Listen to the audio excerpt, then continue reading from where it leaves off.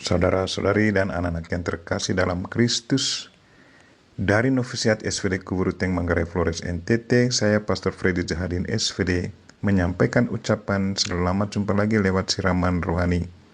Hari ini Minggu 5 September 2021, hari Minggu Kitab Suci. Kita berdoa semoga Tuhan selalu mendorong kita untuk selalu mencintai Kitab Suci dan mendoakan serta merenungkannya. Injil hari ini diambil dari Markus bab 7 ayat 31 sampai 37.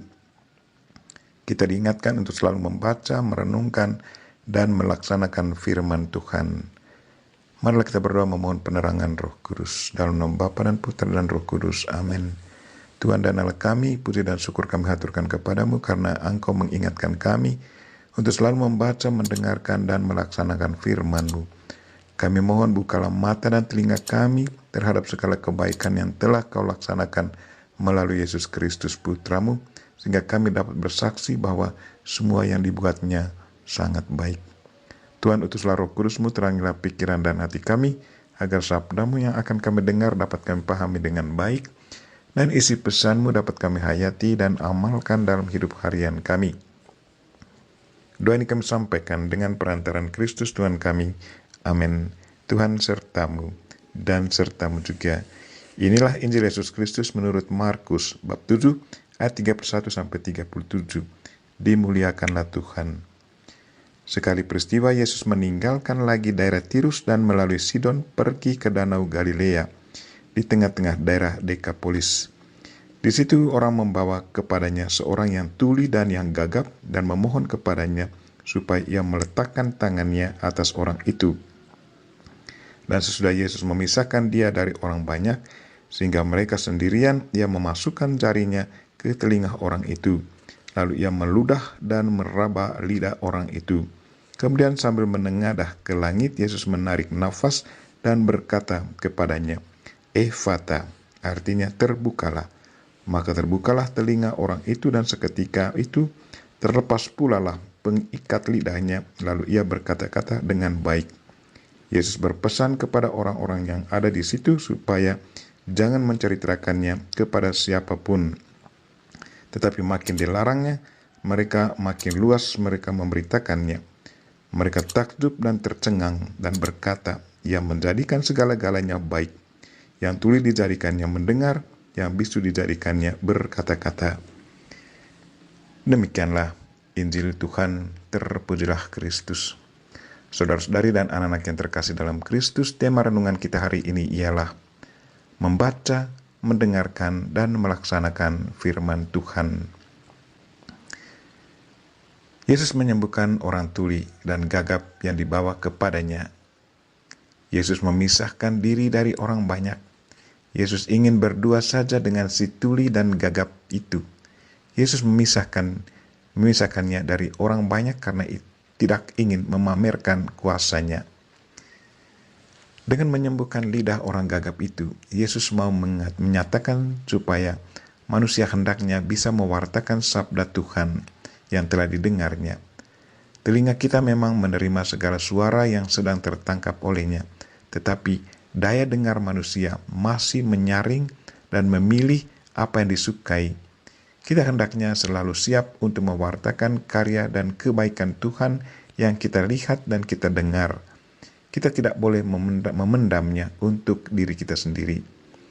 Tindakan Yesus dengan memakai ludah dan merabahnya adalah untuk membangkitkan iman orang tuli dan gagap itu. Iman adalah sesuatu yang mutlak diperlukan. Tuhan Yesus sudah membangkitkan iman orang tuli dan gagap ini untuk percaya kepadanya. Yesus melarang pemberitaan tentang dirinya, tetapi mereka tetap melakukannya. Mereka sangat takjub karena Yesus melakukan sesuatu yang tidak pernah mereka harapkan. Yesus tidak mengejar keuntungan diri. Pelayanan itu sebaiknya bersifat personal karena dalam relasi tersebut ada perhatian dan belas kasih. Saudara-saudari dan anak-anak yang terkasih dalam Kristus, bagaimana caranya agar kita mampu bersaksi atau berbicara tentang Kristus? Ada beberapa hal yang harus kita lakukan. Yang pertama, kita harus menyembuhkan hati kita yang tuli. Yang kedua, setelah hati kita terbuka, maka kita harus segera hayati dan amalkan sebanyak-banyaknya pengetahuan akan Kristus, sehingga bisa dirasakan oleh banyak orang. Selain itu, apa pula yang harus kita lakukan untuk menyembuhkan ketulian hati kita? Yang ketiga, kita harus bersikap rendah hati terhadap Allah.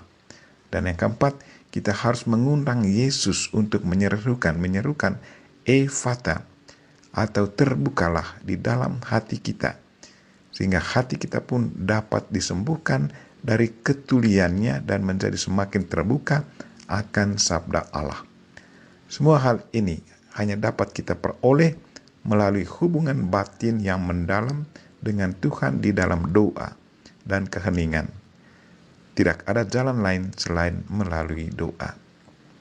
Saudara-saudari dan anak yang terkasih dalam Kristus, marilah kita tekun membaca, mendengarkan, dan melaksanakan firman Tuhan. Barang siapa tidak membaca kitab suci, ia tidak mengenal Kristus. Demikian perkataan Santo Hieronymus yang telah berjasa menerjemahkan kitab suci dari bahasa Ibrani ke dalam bahasa Latin. Karena semakin kita membaca firman Tuhan, mendengarkan dan melaksanakannya, kita semakin mengenal Tuhan dan merasa dekat padanya. Bersama Bunda Maria kita berdoa, Allah Bapa yang Maha Rahim, bukalah mata dan telinga hati kami terhadap segala kebaikan yang telah Kau laksanakan melalui Yesus Kristus Putramu, sehingga kami dapat bersaksi bahwa semua yang dibuat Kristus adalah baik adanya. Dengan demikian, semoga semakin banyak orang mengimani Putramu itu, sebab Dialah Tuhan pengantara kami, yang bersama Dikau dalam persatuan Roh Kudus, hidup dan berkuasa Allah sepanjang segala masa. Amin. Mari kita mohon berkat Tuhan. Tuhan sertamu dan sertamu juga. Semoga saudara sekalian dan mereka-mereka yang kita doakan pada hari ini, secara khusus mereka yang sakit, dan segala aktivitas kita sepanjang hari ini dilindungi, dibimbing, dan diberkati oleh Allah yang Maha Kuasa, Bapa dan Putra dan Roh Kudus. Amin.